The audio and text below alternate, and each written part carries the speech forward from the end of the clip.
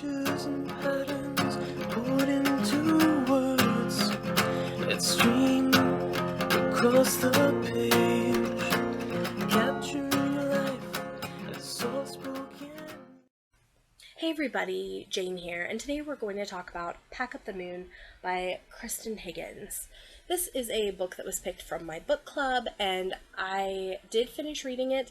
However, I did not actually go to the book club discussion. They moved the time on me due to the leader of the book club had an illness, and so I don't know anybody else's thoughts, and that could have swayed my thoughts on this book a little bit.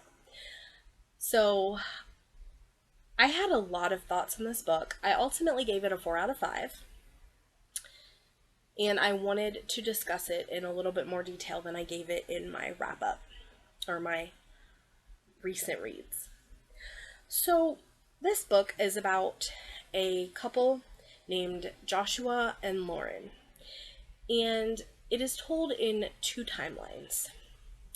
Lauren has a diagnosis, which we learn right away and on the back cover, of a terminal lung disease, and has been given a fairly short amount of time to live. And she's diagnosed actually really shortly after they're married. They've not been married long, and I believe they're only married like not even 5 years. I think it's like 3 years by the time she passes. So it's a fairly short marriage. And so we have 2 timelines. We have Lauren's timeline from, and it is labeled, each of her chapters is labeled to tell us like how much longer she has before death.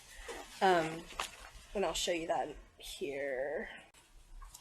So in chapter 1, we have Lauren, who has 8 days left.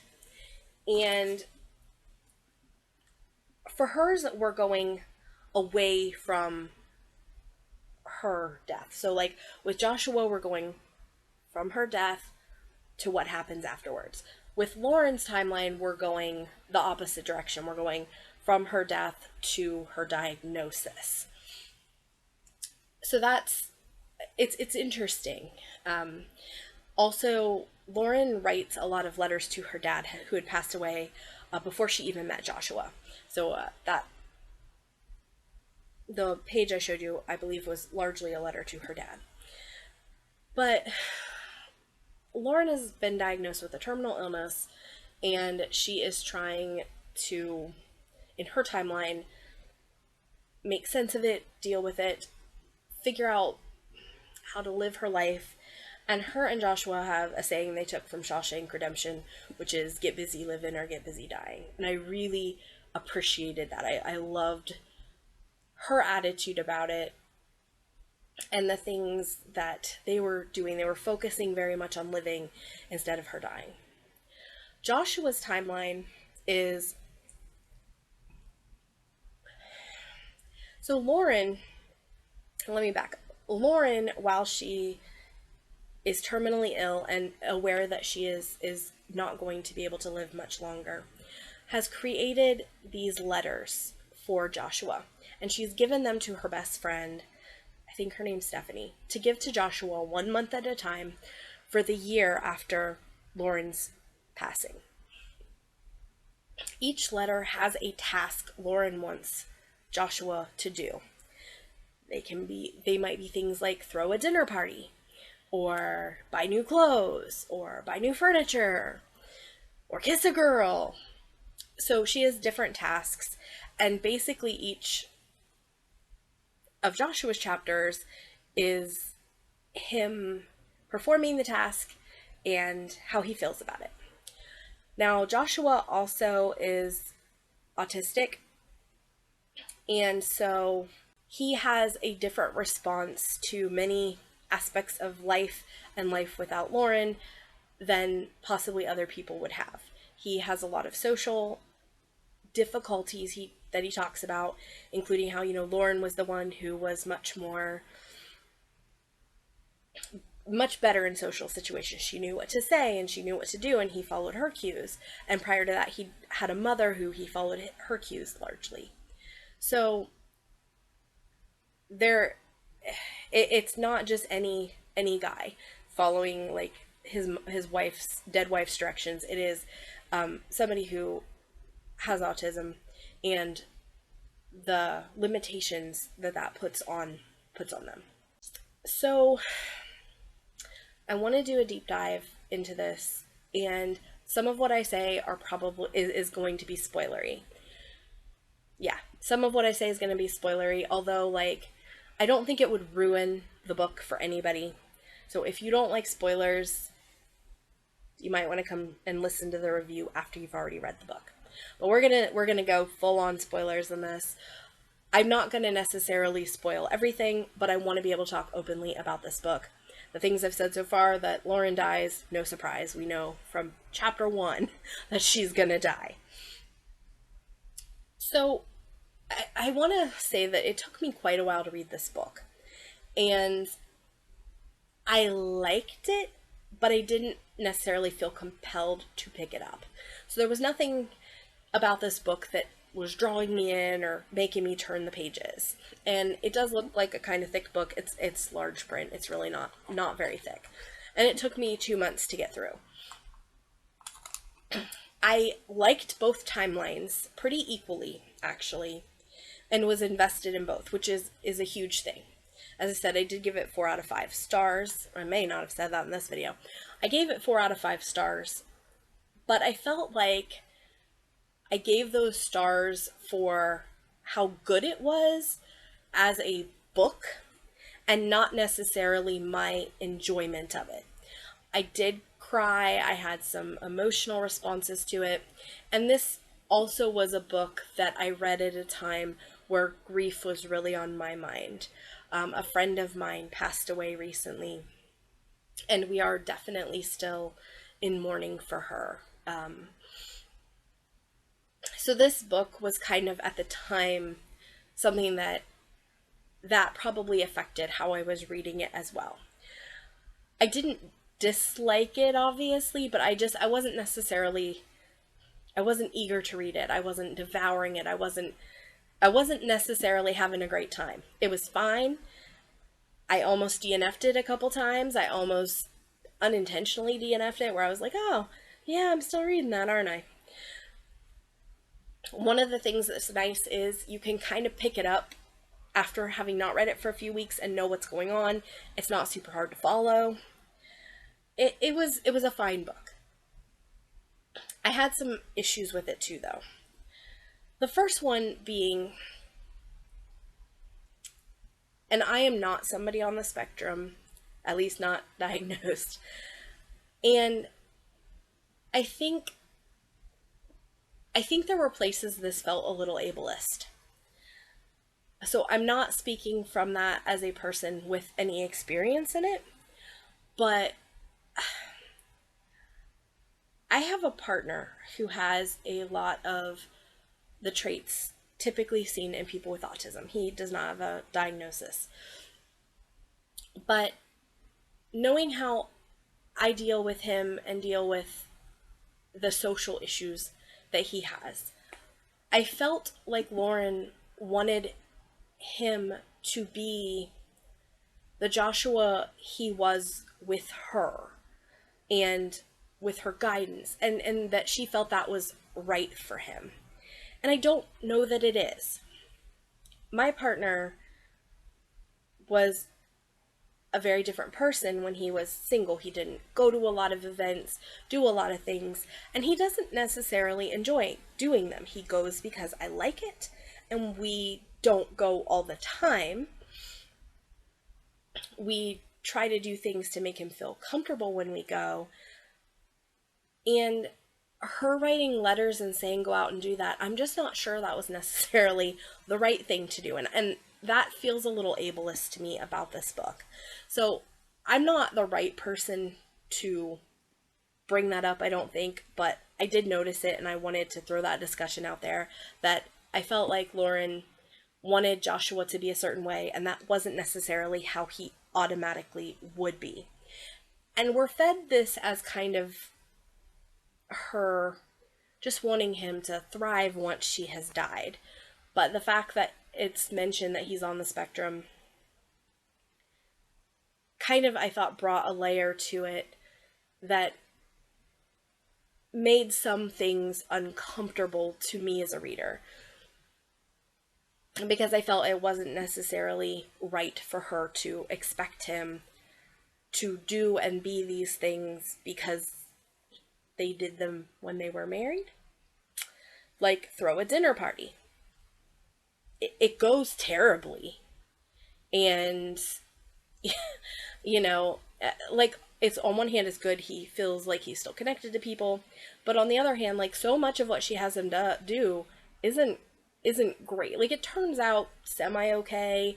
Like, he's supposed to kiss a girl. So he asks one of his friends to hook him up, and he thinks he's on a date, and she's actually an escort. And he does kiss her, but it's not really like, it's just a whole thing. So I had issues with that. I also, while I just felt she was pushy about things that maybe she shouldn't have been pushy about at times.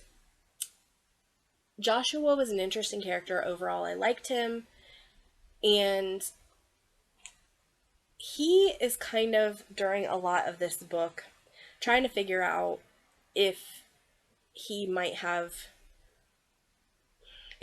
end up with her friend Stephanie. And I didn't necessarily have a dog in that fight, but at the end, at the last month, his wife gives him this letter that is like, go on a date, maybe with Stephanie. And Stephanie has been really supportive of him this whole time. But her and Lauren had some issues earlier in their friendship prior to Lauren's diagnosis, where Stephanie was a little bit jealous sometimes. And we don't really know, we know some things about Stephanie and Lauren, but our perception of Joshua's perception of them, so our perception through his eyes, is that he never really thought Stephanie was that good of a friend. So, and I think her name is Stephanie. I may be very wrong about that. Anyway, this friend, he ends up going out to dinner with her very near the end of the book. And I really hated that whole scene. It goes terribly bad. And the wife had kind of like implied at some point, like, Stephanie, be a good girl for you. But Stephanie is miserably hard and difficult to deal with. And up to this point, he's commented that she kind of goes through guys and doesn't bring home really good quality guys. And then at dinner, she's awful. And there is like a certain level of, ooh, it's just like being out with my brother, which is kind of the excuse she gives, because he's sitting there by the end of the day going, this is awful and I don't want to do this, but I don't want to hurt her feelings, and she's Lauren's friend, and how do we keep our friendship, when I'm like, yeah, this was not a good idea. And so she like kisses him, and she's like, oh, that's like kissing my brother. And like, up until the date thing, if they'd have gotten together, it was fine. Like, they are both grieving. Lauren, I do think there might have been some unhealthiness to a relationship had they ended up married, because they both love Lauren. They're, you know, friends and helping each other because they love Lauren. But the date scene made Stephanie just a terrible date, and kind of, she was horrible to the waiter, and she was kind of a jerk. And I just felt like, even though Joshua was never a huge fan of her character, we don't necessarily see her being a bad person. We don't see, like, from Lauren's eyes, we don't see any kind of, I didn't see any kind of, like, behind the scenes Stephanie being a bad person. So, I don't know. I didn't like that whole thing. Really bothered me. And then we have this epilogue of, like, eventually, like, after everything. And I could have lived without that. He gets married to another girl he met, and they're having a baby, and life is fine. And I mean, I'm glad things turned out for Joshua okay, but honestly, like, all of the end stuff from the date with Stephanie and on, I could have gone without. Like, if you'd just ended with there being, hey, have a date, and he's like, I'll go with Stephanie, and like end the book, I would have been okay. I'm not usually into ambiguous endings, but I would have taken an ambiguous ending over the ending that we got. So I really hated the ending. I was fine with like the girl he got with, although we barely knew her. Like, if you're gonna throw that relationship in, it would have been nice to really get to know her significantly more than we did. So, anyway, hated the ending. Just thought the ending was a complete mess.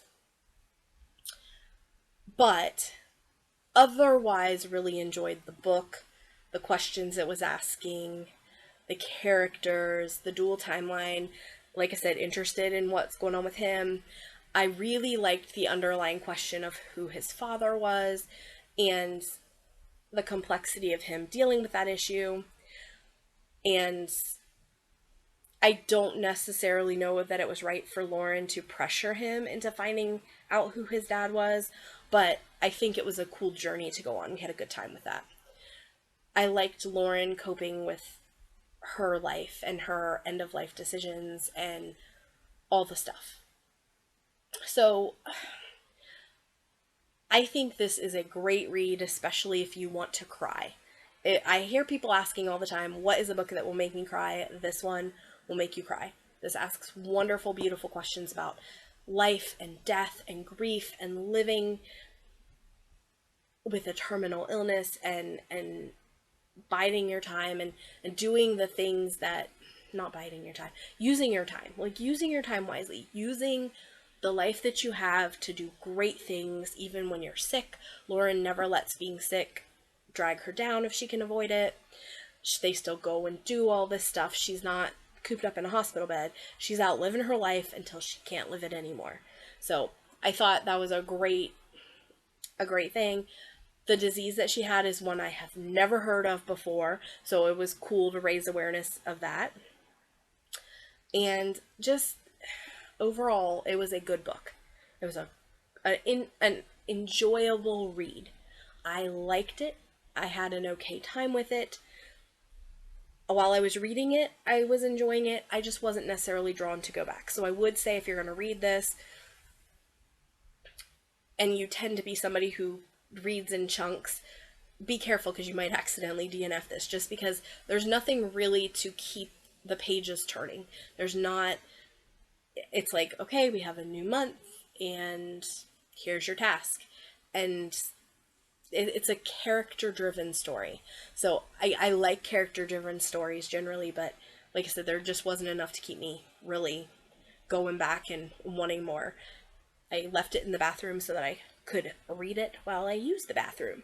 And honestly, that was the way to go, because otherwise I'd have never gotten through this baby. So, my voice is going out, so I'm going to go ahead and end it here. But yeah, if you like books that are very character-based, if you like books about, people dealing with grief and people with terminal illnesses and books that make you cry, this is a decent one to pick up. Not sad I read it. Would not read it again. Would not necessarily recommend it if you just ask me in general what's a good book. This would not be on a list that I would recommend you, but it wasn't a bad book. Yeah. If you have read it, I would love to hear your thoughts about it. Like I said, I didn't get to hear any of the other book club's thoughts on it because I had other things to do, unfortunately, when they changed the book club date, so I didn't hear anybody else's feedback, and I really wish I had, because I'm sure it would have been really interesting to know how other people felt, and if they felt the same way I did, that it was, a well-written, really well-written, beautifully written book that just kind of didn't quite hit the spot for them, or if they really loved it, or if they had some other thoughts on it. So, love to hear your thoughts below. If you have any, leave them in the comments, and I will see you next time. Thanks. Bye.